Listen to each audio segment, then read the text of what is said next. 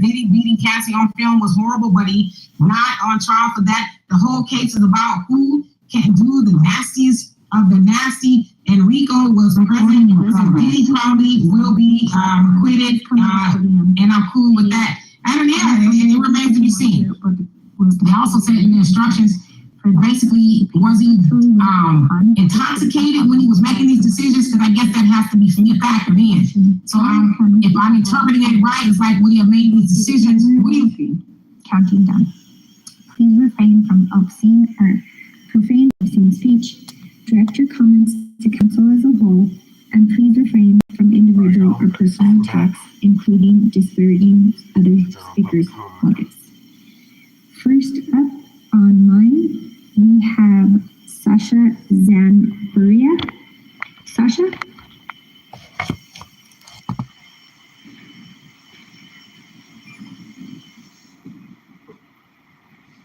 Sasha? Okay, hello, can you hear me? Yeah, we can hear you now. Go ahead. Okay, thank you.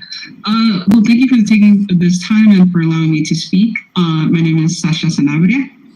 And I'd just like to respectfully urge the council to take us to Tier 1 status. We were placed into Tier 2 status, so that is the Vibrant Denver Bond.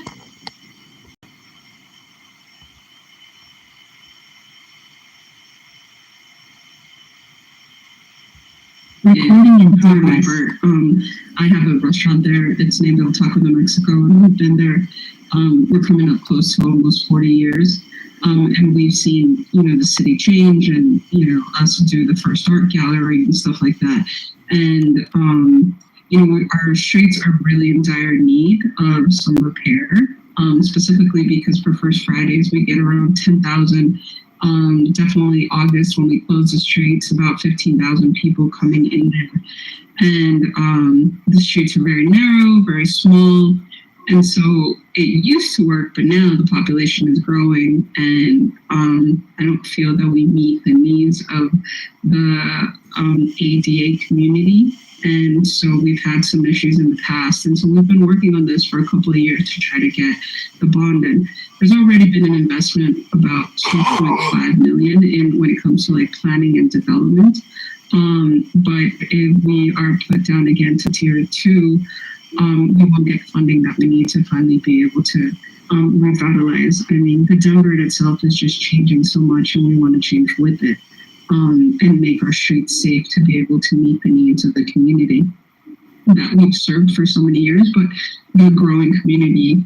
We've recently had a lot of apartments there that have set up, and so we're getting a lot more traffic, and so we need to make it safe. And so we definitely, I'm here to speak on behalf of the board in the sense to be able to see how we can move up to Tier 1 and make this project happen and make the streets safe for everybody now and in the future. Thank you. Thank you. Next up, we have Sam Lyman. Sam. Next up, we have Laura Gonzalez, virtually. Laura. Next up, we have Jesse Paris. Oh, wow. This is a first. I was actually close to first on the list. All right, greetings. Thank y'all for allowing me to speak this evening. Shout out to those that's watching at home, those in the council chambers.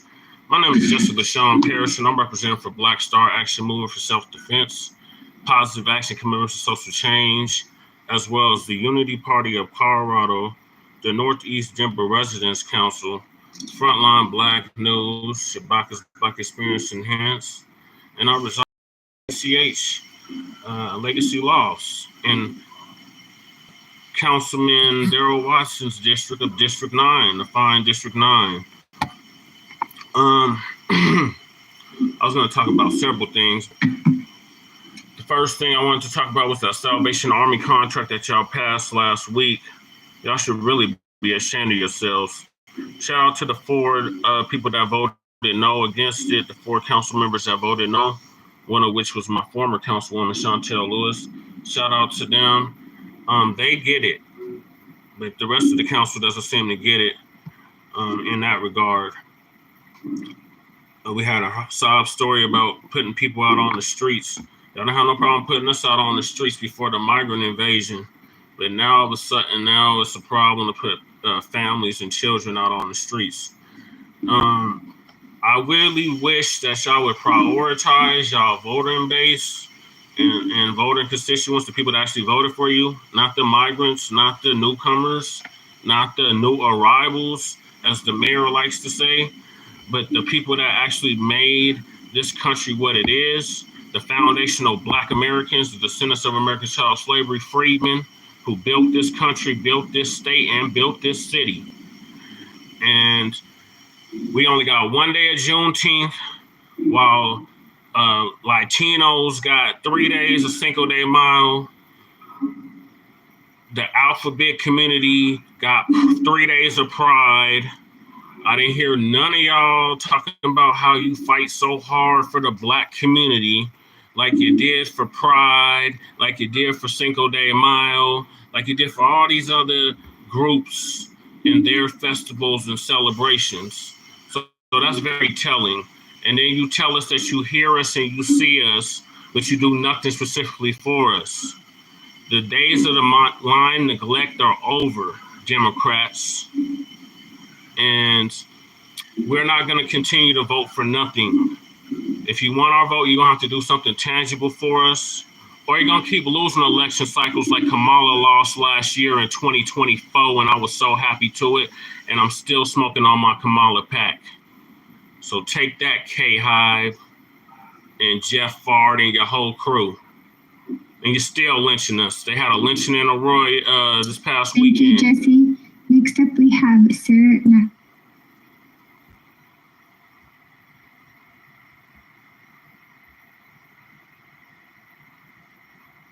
I'm Sarah. Recording in progress. I've spoken here many times, and every time I am disappointed because I have to keep coming here and ask for simple and basic things.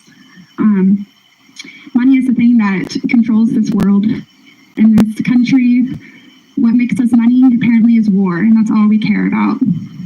But as decent human beings, we know that that is not what we are called to do, that we have a moral obligation not to kill people.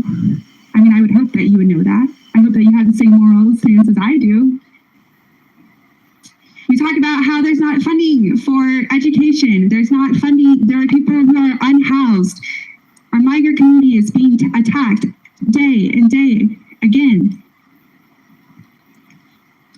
There's just so much that it's just hard. It's so hard. It's hard to keep up. But you know, there's something that we could do. You could change how you're spending your money in Denver. Currently, 172,000 children are facing hunger, according to Feeding America.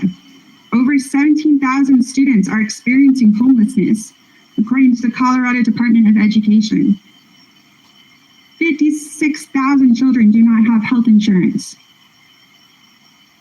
That should be so alarming that you are going to do everything in your power to make sure that those are not the numbers. Do you want that to be the numbers that they represent Colorado? No. So how do we fix that? We allocate our funds to those people instead of sending our money to bomb innocent children in Palestine. To stop putting our money towards war and destruction. It's really not that hard. It's really not that hard. We keep asking you guys to divest. We're willing to talk to you. We're doing the work behind the scenes. We're willing to have meetings with you to have conversations so that these numbers of 172,000 children is not the numbers that we have in Colorado. Currently, right now in Palestine, people are trying to get food and they're being killed and shot at the aid distribution. Over 600 people have died trying to access basic things like flour. And when they get the flour, they find that inside the flour are drugs that have been contaminated. The flour has been contaminated. At what point are you going to stop sending our tax dollars this. I can't sleep at night knowing that this is what's happening in our world. I don't want to live in this type of world. We need to be doing something. Thank you, Sarah. Next up, we have Frida Silva online.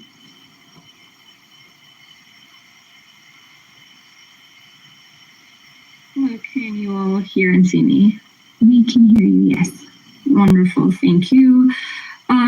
Today I'm going to share with you things that should gravely concern you all and all of us, and actions we can take as a city and as a community.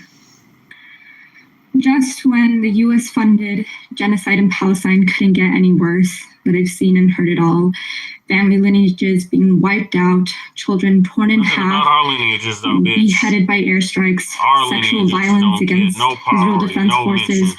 forced starvation, and I can go on and on and on.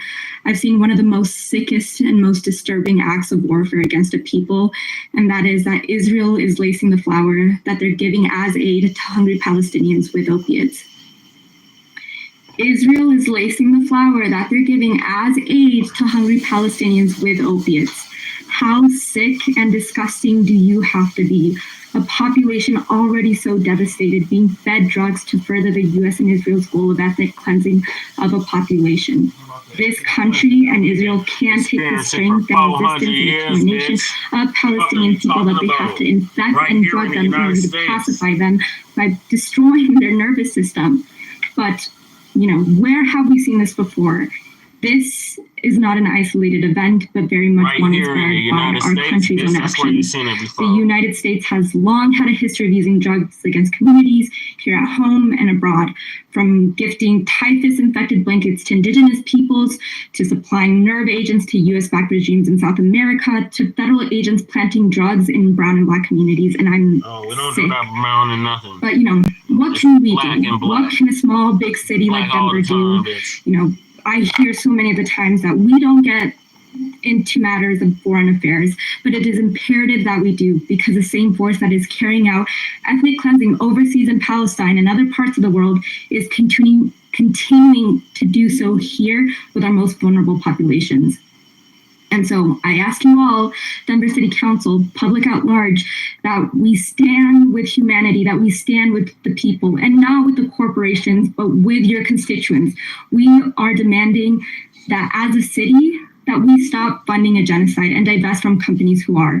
We demand you disclose financial information and divest from companies like Planeteer, Amazon, Cap, Lockheed Martin, and stand with the people here and overseas. Thank you. Thank you. Next up, we have Brandy Majors. Brandy? No Brandy? Next up, we have Eric Gross.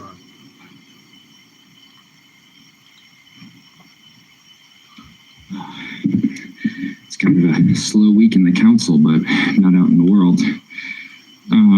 This morning, a report from the Associated Press. I just want to read it to you real quick. Israeli forces killed at least 74 people in Gaza on Monday, that's today, with airstrikes that left 30 dead, since updated to 33, at a seaside cafe, and gunfire that left 23 dead at an aid site, as spoken to twice already. The airstrike hit the cafe in Gaza City when it was crowded with women and children, said Ali Abu Atela, who was inside. Without a warning, all of a sudden, a warplane hit the place, shaking it like an earthquake, he said. The cafe was one of few businesses that continue operating during the 20-month war, was a gathering spot for residents seeking internet access and a place to charge their phones. Videos circulating on social media showed bloodied and disfigured bodies on the ground and the wounded being carried away in blankets, and I saw those videos. Bisan showed the site afterward. One of them killed was a 29-year-old woman, a visual artist, who, if you just Google that, you'll see some of the beautiful artwork she created. The point about the aid distribution sites brings me into a wider issue. What I wrote down as my topic today was free speech.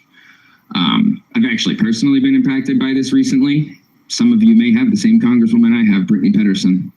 She doesn't like that I show up to her events and disrupt them because all of our representatives refuse to answer questions honestly. So sometimes I feel compelled to yell. And after being removed from a few of them, I tried to go speak to aides to ask why the Congresswoman signed a resolution supporting ICE a couple weeks ago, last week at the Golden Public Library. They were so disturbed that I was there, they called the police. I was sitting there silently waiting to ask a question, but they do not want to answer these questions. They do not want their constituents to be able to ask these questions. So they are starting to silence us. And that goes to our media, our government, hopefully not to you, but we have ICE in our city. People are being taken. And we are increasingly not even allowed to say these things because the media and the government are saying opposite things. And that's why I'm wearing this shirt, which luckily is no longer relevant because Mahmoud Khalil has been let out of prison, although he is not in the clear. But he was put in prison for his speech. He was not put in prison for anything he actually did. There was no crime committed. Also, real quickly, Haaretz did report that the IDF soldiers admitted they have been fired, instructed to fire, ordered to fire at the aid distribution sites. That's a war crime, Thank you. and it's a symptom of genocide. It's And we've been I urge you dealing to with read that genocide Haaretz for report. 500 years in this Next up, we country. have What are you Che talking about? Kozak. Sorry if I mispronounced your last name. Another, it's an actual Che. Che Besides myself. Kozak. Yes, my name is Shay. Shay? Oh, My Che. friends call me Shay. Okay, awesome. Go ahead. Hello. I know you will soon be voting on the Best Western contract for the Salvation Army. And I saw council do the right thing with the DoubleTree. And I really like the idea of a different company running that hotel, giving someone else a new chance. I'd like to see that happen at the Best Western. I'm not here to talk about the Tamarack, here to talk about what happened to me at the Best Western. So there's a 46-year-old man in this city named Benjamin Lucas Torres. And because of beekeeping, the Salvation Army allowed Benjamin Torres into that hotel as an external guest to harass me. The city and county of Denver eventually issued a protection order. The city and county of Denver had to protect me from the Salvation Army. Up until 7 days ago, I loved the Salvation Army, but I stumbled across the article with the Denverite. The Denverite reported on Billy Livingston being arrested for a rape at the DoubleTree, and it's almost that's what would have happened to me if I wasn't quick thinking. Benjamin Torres came to the hotel as an external guest, and they let him in on January 19th, 2024. At 2 o'clock in the morning, I heard on my hotel room door. I said, "Who is it?" He said, "Benjamin Torres." I called the mayor's office the next day. They advised me to get a protection order. I got the protection order. He came right back to the hotel. They let him right back in. It was a Saturday morning, about a week after the initial incident. I heard at 7 in the morning. I said, "Anthony," I said, "watch this here." I picked up the paperwork. I said, "Give this to him. It's going to be Ben." Opened the door. It was him again. Handed in the paperwork. He took off. They were able to get an ankle monitor on him. He came back to the hotel again. The police swarmed the hotel and said, "The guy's ankle monitor is going off." So what I mean to you is Benjamin Torres, aka Pac-Man, felt so comfortable in doing this because of how long he's been working, operating for the Salvation Army. It's not acceptable. What happened to me is not acceptable. And when I learned of the Billy Livingston episode about a week ago, that's when all this became real for me. They can't be trusted anymore. Thank you so much. Thank you. Next up, we have Jim Stevens, virtually. Can you hear me okay? Yes, sir. Go ahead. Thank you. Thank you, council members. My name is Jim Stevens. I'm the executive director of the Veterans Arts Council with the Veterans of Foreign Wars Post 1 in Denver. I'm here to speak in strong support of funding for the Santa Fe Streetscape project. It's a project that's been nearly 2 decades in the making and it now stands virtually shovel ready, waiting for your support to require and move this project to Tier 1 on the list of the Vibrant Bond projects. But the time for your help is extremely short, Tim. We need your help now. The Santa Fe Drive is not just any corridor. It's a vital artery in Denver's cultural and historical landscape, and it's the beating heart of the La Alma Lincoln Park neighborhood in the Art District on Santa Fe. And for the third time in Denver's bond funding history, it's been deceptively and callously maneuvered out of consideration for funding by carefully worded misleading comments by those who think, like before, no one is going to speak out against this injustice dealt to the La Alma Lincoln Park Santa Fe Art District neighborhood. What the funding committees have left out of their funding selection reports is that the city of Denver has already invested over $2 million into the pilot Santa Fe Streetscape project to get it shovel ready for Vibrant Denver funding. They've also implicated that the project is not eligible for funding because it's not in a nest neighborhood nor in a priority transit corridor, which are simply not true. The Santa Fe Streetscape project is both, and it should be treated accordingly as a Tier 1 project in the funding priorities. We in the city are not starting from scratch, and the funding committees should not ignore the city's involvement and hard work to get the Santa Fe Streetscape project ready for funding. Together, we've done the work. We engaged the community, developed the design, made this project shovel ready. It's on the Vibrant Denver bond list for a reason, because it meets the criteria for equity, economic growth, and infrastructure need, but now it needs to be a Tier 1 project and not forgotten for yet a third time in Denver's funding priorities.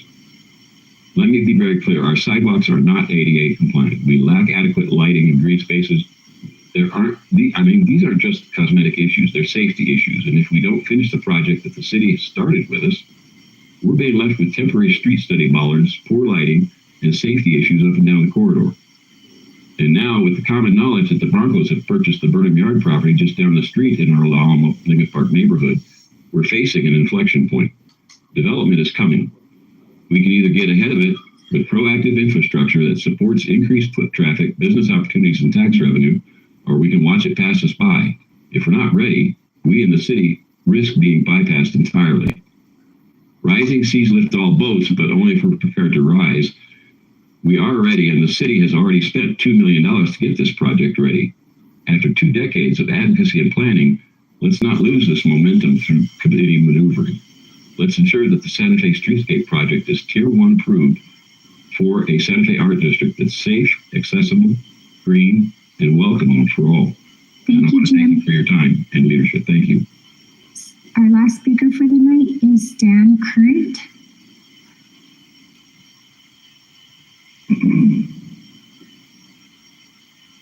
Good evening, Denver City Council members. I'm Stan Current, and thank you for giving me a chance to put one more item on your desk. And I apologize, this is not a priority. I sent a letter to the mayor about the statue of President Lincoln somewhere in the city, and they referred it to the Denver Arts and Venues, so you may be hearing from them. I did send an email to you, Councilman Hines, with the list of the people at Arts and Venues. And with all that's going on, again, this is not a priority. But having lived here for over 50 years, I have to thank all of you for making Denver the great city that it is. And not just for me, but for my children and their children to come. And I am politically active. I do watch C-SPAN and I YouTube Senator Bernie Sanders and Congresswoman Alexandria Ocasio-Cortez. You're all doing the exact same thing that they are. And for that, I can't thank you enough. I did send Christian Reisnick. He has copies of letters and emails that I sent to the mayor's office. And my contact information is on there. If any of you have any questions or like to get in touch, please do. But I won't be making an issue of this, especially with balloon session. Thank you very much. Thank you, Stan. That concludes our general public comment session. If we did not get to you today, please join us at our next session or submit your comments in writing. The next session will be held Monday, July 14th, not next week. Council is not convening next week on Monday, July 7th. So the next session will be held Monday, July 14th. Sign up begins at 5 p.m. on Thursday, July 10th. We look forward to hearing from you again, and thank you for attending. We stand adjourned. All right, that concludes the city council meeting for June 30th, 2025. Join us in about 5 hours for Frontline Black News, season 5, episode 14, part 3. So we'll see y'all then. Peace.